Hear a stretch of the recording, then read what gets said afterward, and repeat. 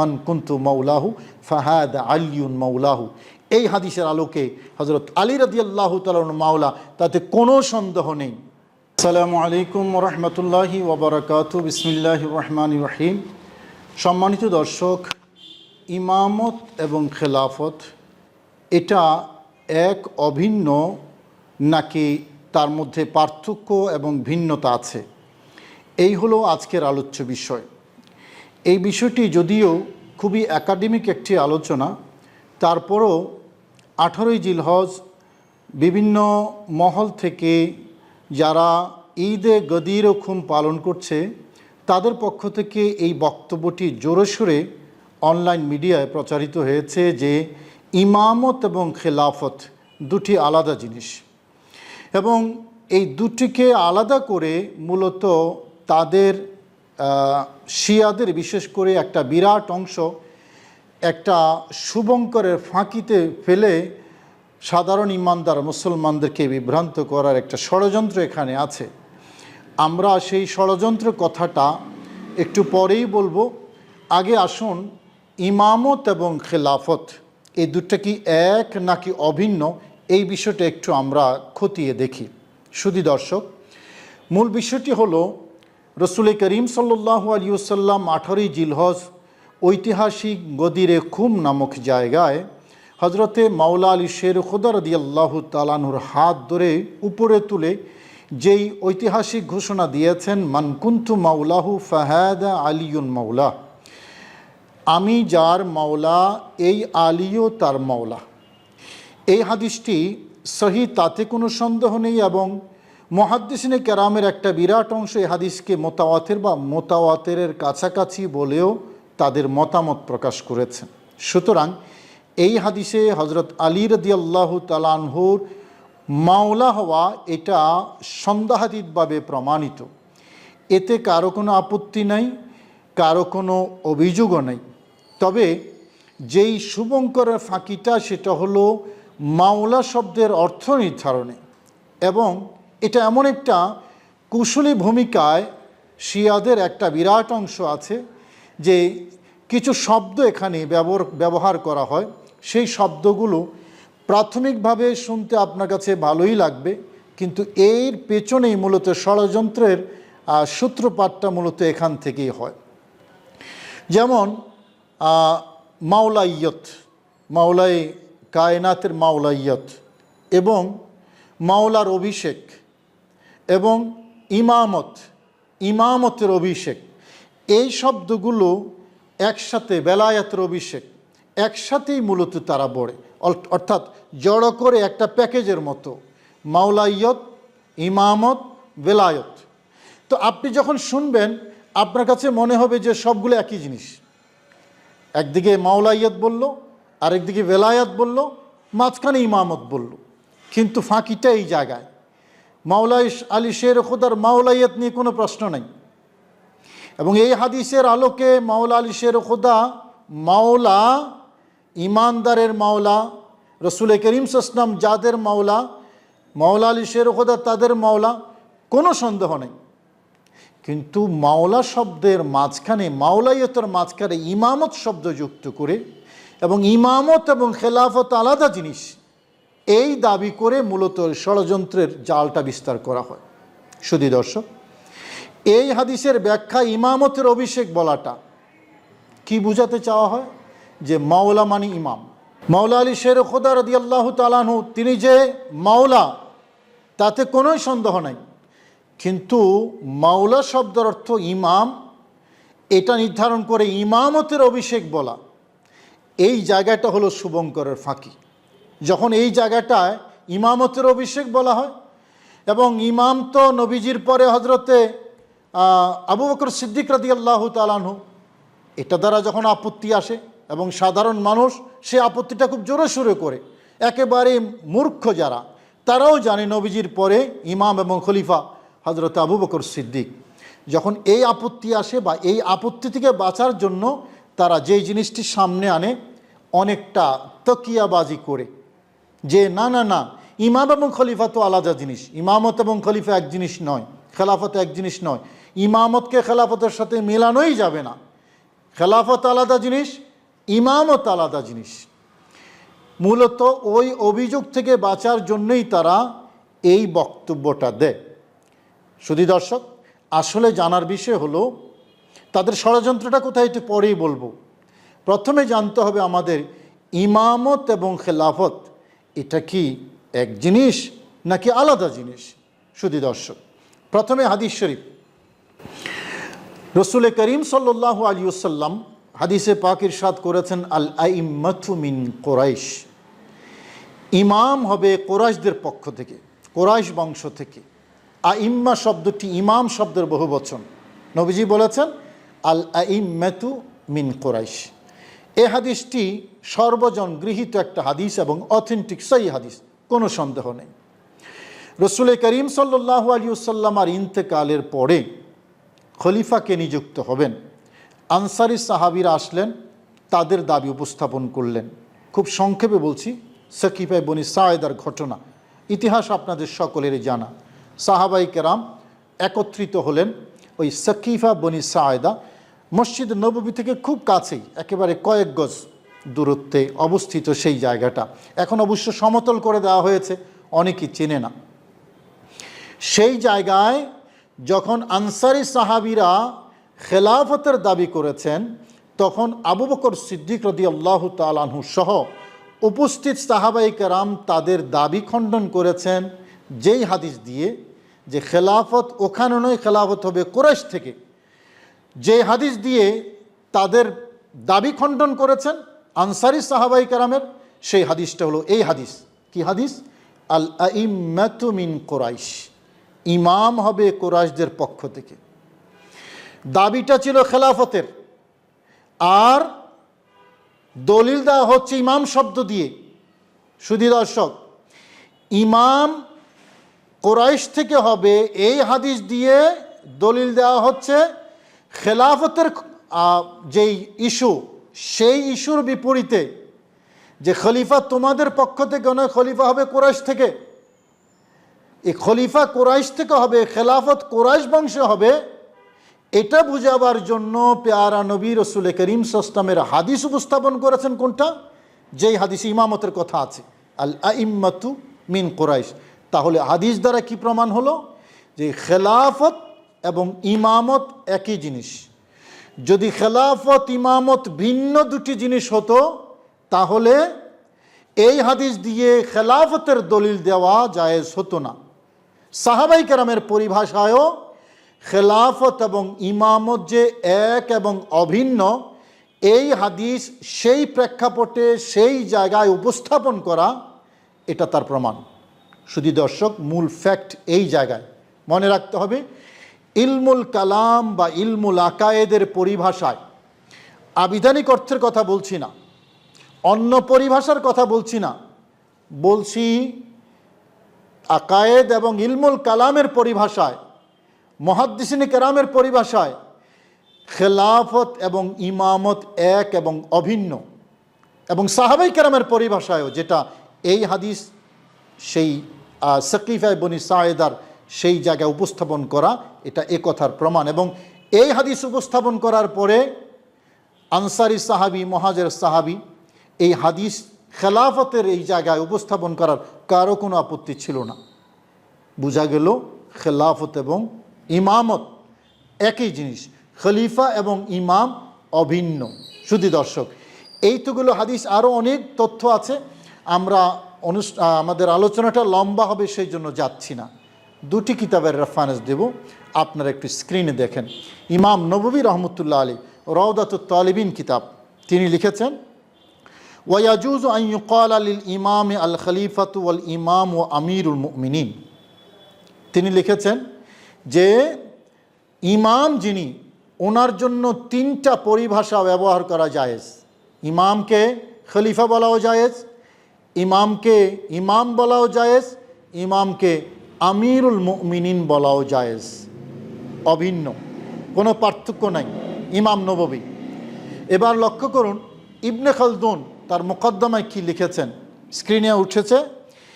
লিখেছেন, ইদ কাদ বায়্যানা হাকিকাত হাযাল মানসাব ওয়া আন্নাহু নিয়াবাতুন আন সাহিবিশ শরিআতি ফি হিফজিদ দ্বীন ওয়া সিয়াসাতিদ দুনিয়া বিহি ওয়া তুসাম্মা খিলাফাতান ওয়া ইমামাতান ওয়াল কায়িমু বিহি খলিফাতুন ওয়া ইমাম। অর্থাৎ এই পদ মানে এই পদমর্যাদা ইমামতের, এই পদমর্যাদার মূল অর্থ আমরা ইতিপূর্বে বর্ণনা করে এসেছি এবং এটা শরীয়ত প্রবক্তার পক্ষ থেকে প্রতিনিধিত্ব কিসের ক্ষেত্রে? দ্বীন হেফাজতের ক্ষেত্রে এবং দুনিয়া শাসন করার ক্ষেত্রে। এটাকে ইমামত এবং খেলাফতও বলা হয়। ইবনে খলদুন লিখেছেন এটাকে ইমামতও বলা হয়, একই সাথে খেলাফতও বলা হয় এবং যিনি এই দায়িত্বভার গ্রহণ করবেন তাকে ইমামও বলা হয়, খলিফাও বলা হয়। দুটি কিতাব শুধু, আর অন্য কিতাবের দিকে গেলাম না। কি বোঝা গেল? খলিফা এবং ইমাম অভিন্ন, খেলাফত এবং ইমামত অভিন্ন। শুধু দর্শক, যখন একথা প্রমাণিত হলো যে পরিভাষায় খেলাফত এবং ইমামত অভিন্ন, তখন মাওলা শব্দের অর্থ ইমাম বা ইমামত করে ইমামের অভিষেক বলে ওই আপত্তির মুখে কথা বলা যে ইমামত আর খেলাফত আলাদা জিনিস। খেলাফত আবু বকর সিদ্দিকের হাতে, ইমামত মাওলা আলী শের খুদার হাতে। এটা শুভঙ্করের ফাঁকি এবং এই দাবিটা বিভ্রান্তিমূলক, এই দাবিটা গ্রহণযোগ্য নয়।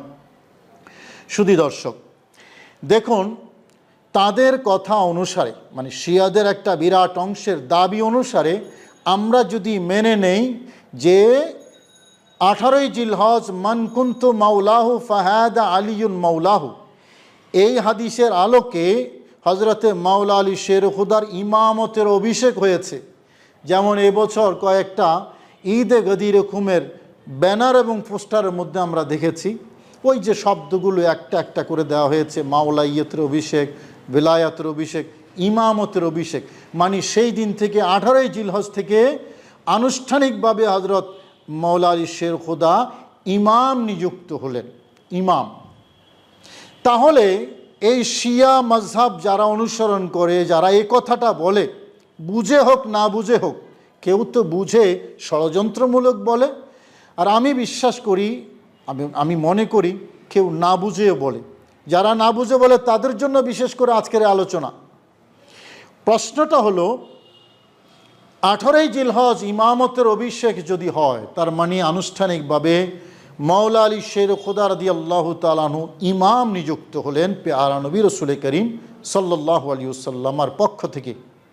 প্রশ্ন হলো এই 18ই জিলহজের পরে পেয়ারা নবী যে প্রায় 3 মাসের মতো হীন হায়াতে ছিলেন, পৃথিবীতে ছিলেন। আমরা জানি নবীজি পরবর্তী রবিউল আউয়াল শরীফের মধ্যে দুনিয়া থেকে বিদায় নিয়েছেন। তাহলে প্রায় 3 মাস নবীজি দুনিয়াতে ছিলেন হীন হায়াতে, জাহিরি হায়াতে। সেই 3 মাস পেয়ারা নবী রাসূল করিম সাল্লাল্লাহু আলাইহি ওয়াসাল্লামের কাছে ইমামত ছিল কিনা?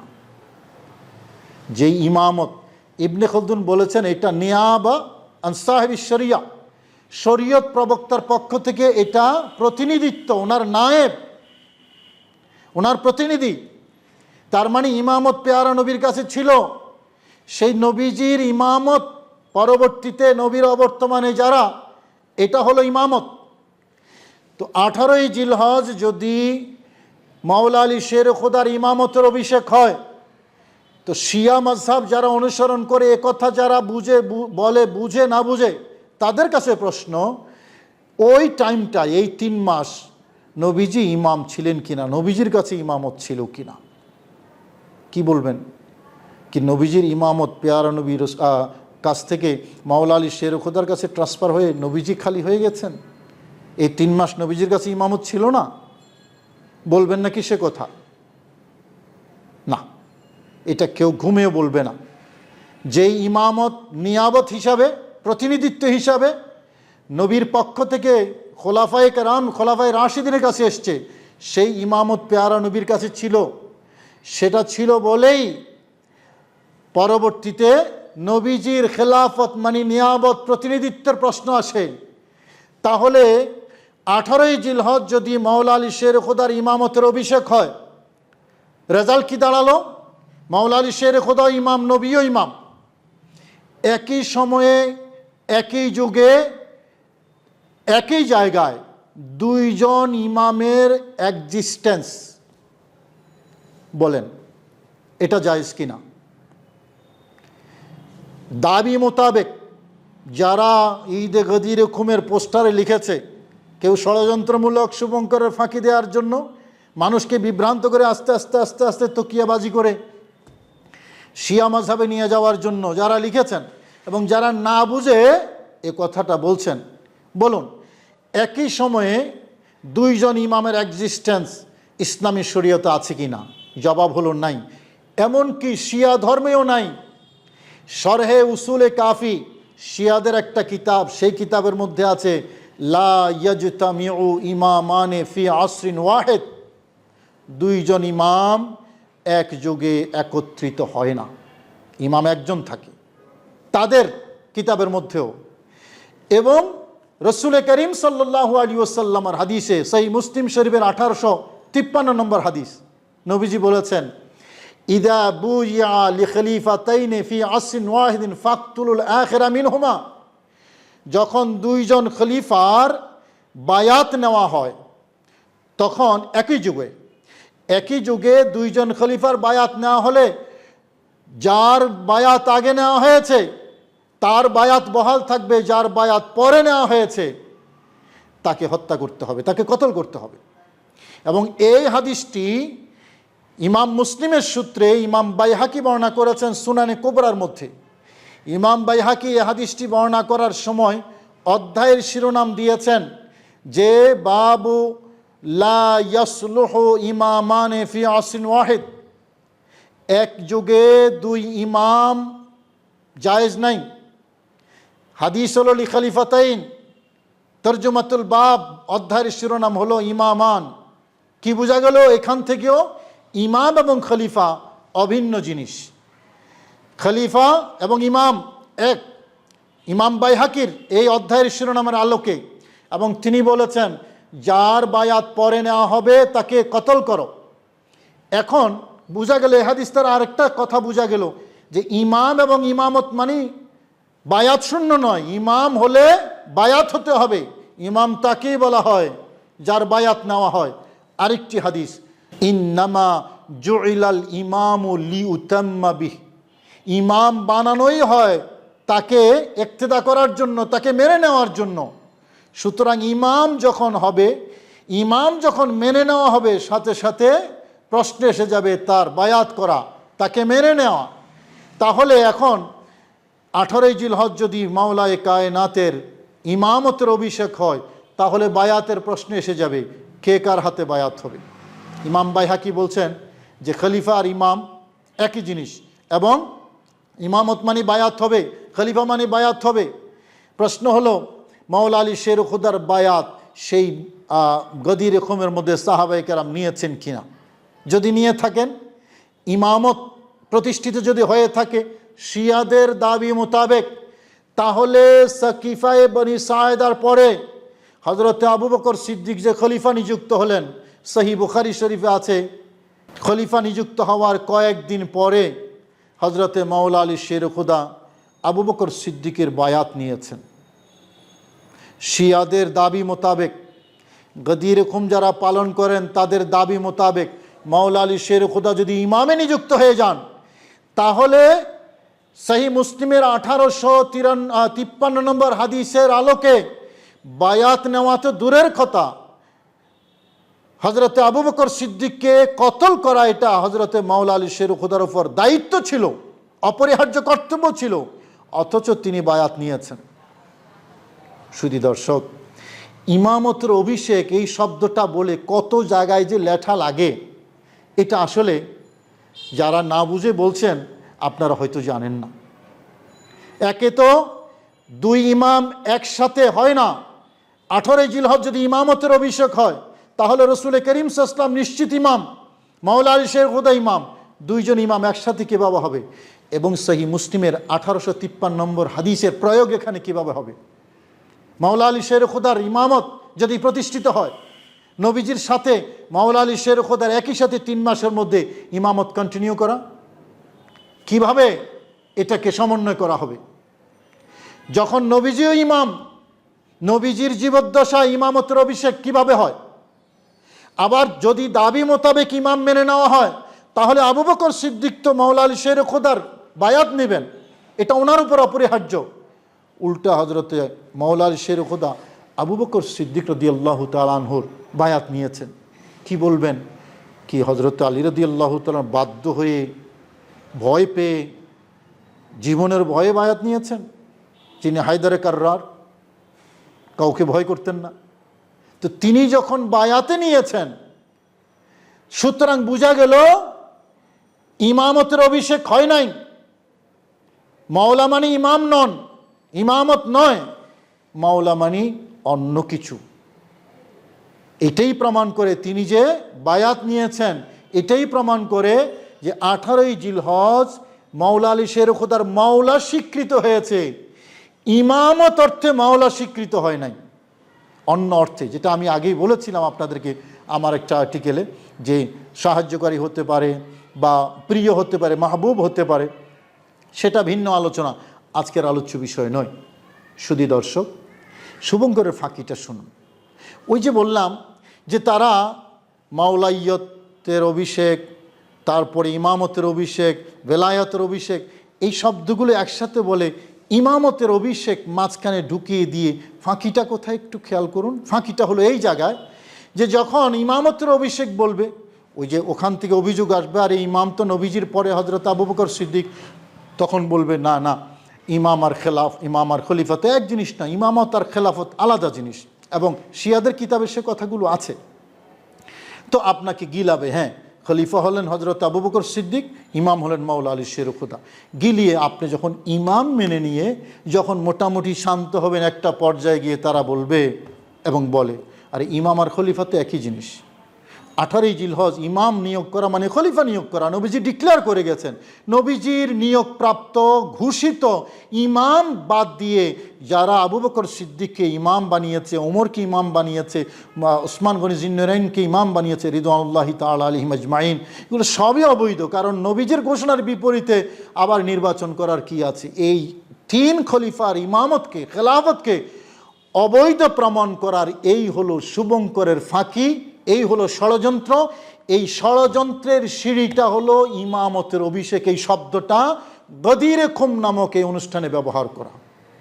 শুধু দর্শক, মাওলা মান কুনতু মাওলাহু ফাহাদা আলিউন মাওলাহু, এই হাদিসের আলোকে হযরত আলী রাদিয়াল্লাহু তাআলা মাওলা, তাতে কোনো সন্দেহ নেই, কোনো সন্দেহ নেই। আহলে সুন্নাত ওয়াল জামাত নির্দ্বিধায় হযরত আলী মর্তুজা রাদিয়াল্লাহু তাআলা আনহুকে মাওলা, মাওলায়ে কায়নাত মনে করে। নবীজির হাদিস এবং মোতাওয়াতের কাছাকাছি হাদিস, এটা অস্বীকার করার কার বুকের ফাটা আছে? হ্যাঁ, ইবনে তাইমিয়া সহ যারা নবীর আহলে বাইত বিদ্বেষী, তাদের কথা ভিন্ন। কিন্তু এই মাওলা শব্দের বিকৃত, অন্যায্য, ভুল অর্থ করে ইসলামের একেবারেই মূলে কুঠারাঘাত করা, 3 খলিফার খেলাফতকে অবৈধ প্রমাণ করা, এবং তাদের আমলে যে কোরআনে কারীম সংকলন হয়েছে, জমা হয়েছে, এগুলাকে অবৈধ করা, ইসলামের থাকেটা আর কি? আল্লাহ পাক রব্বুল আলামিন আমাদের সবাইকে হেফাজত করুন। শুধু দর্শক, এই আলোচনাটা মূলত শুধুমাত্র তাদের জন্য যারা না বুঝে এই শব্দগুলো ব্যবহার করে এবং ওই পাতা ফাঁদে পা দিয়ে একটা বিভ্রান্তির মহাসাগরে অগ্রসর হচ্ছে। আসুন আমরা একটু চিন্তা করি, এই আলোচনাগুলো আমরা একটু ধারণ করি। আল্লাহ আমাদের সহি সমঝ নসিব করুন, এই প্রত্যাশায়। আসসালামু আলাইকুম ওয়া রাহমাতুল্লাহি ওয়া বারাকাতুহু।